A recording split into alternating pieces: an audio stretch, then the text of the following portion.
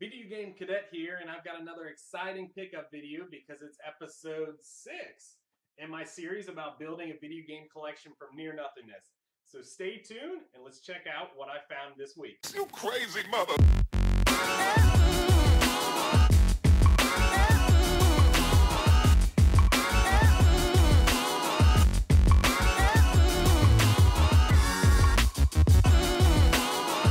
It's been an awesome week for video game collecting. I picked up some retro and some new stuff. So I want to show you what I've got. So let's start off with number 3. 3. So we're starting off episode 6 with an awesome yard sale find. This person didn't even know what it was. I asked him if he had any video game stuff, and he said, I've got a Nintendo and games back in my garage. So he pulled it out, and a little bit of a mystery find because it's not a Nintendo. So let's see. So we have a brand new, state-of-the-art Colecovision.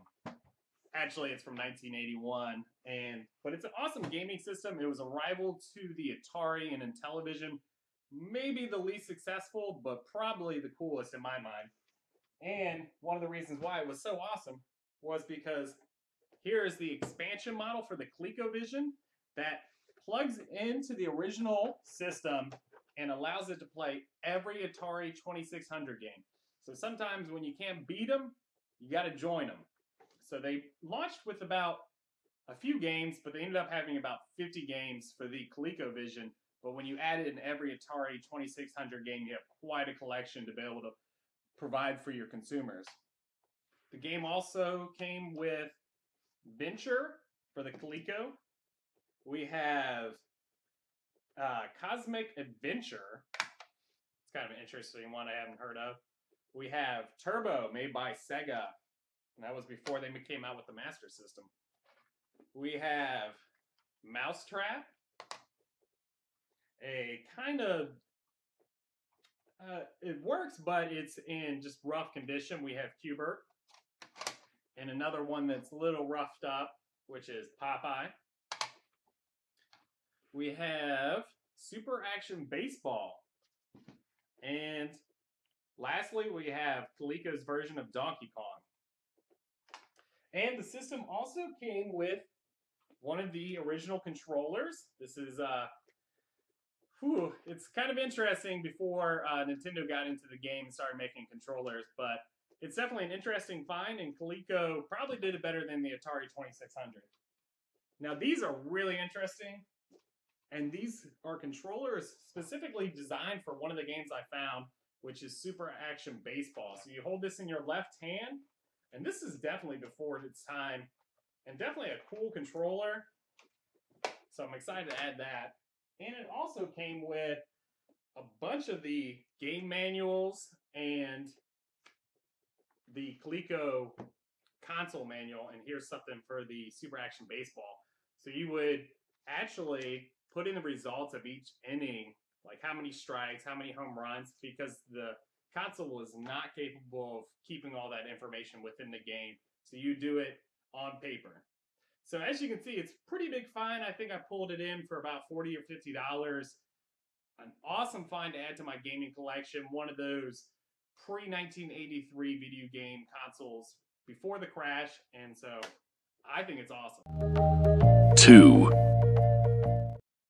Next up, we had an awesome find. Not only was it really cool video game stuff, but what's really unbelievable about it is that when I showed up, I asked if they had any video game stuff, and the lady ended up pulling out a bunch of stuff, and she said it was all free because she thought it didn't work. So let's take a look. So to start off with, she had 2 Nintendo DS lights. This is the pink version, and this is the white version. So she told me the white version wasn't powering up, and that's why she was willing to give it for free. And she's right. It does have some type of charging issue. It charges up. The light comes on that it's charging.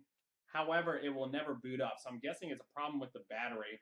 If you have any knowledge about that, go ahead and comment down below because I'd really enjoy that. But I'm guessing it's probably a battery replacement. I'm not sure. Now, she said the pink version wasn't reading games, but otherwise was working properly. And she was right that it works properly, but she did not understand how to load games or something because The games play perfectly on this, and both of these screens are totally unscratched. So I got one completely working Nintendo DS and one with some issues for totally free. She also parted way with a bunch of games for free, and you'll be kind of surprised by the games she had and the quality of titles. So I've got Pokemon Diamond.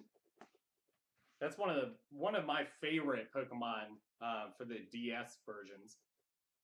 We have Mario Kart for the DS. We have Zelda Hourglass.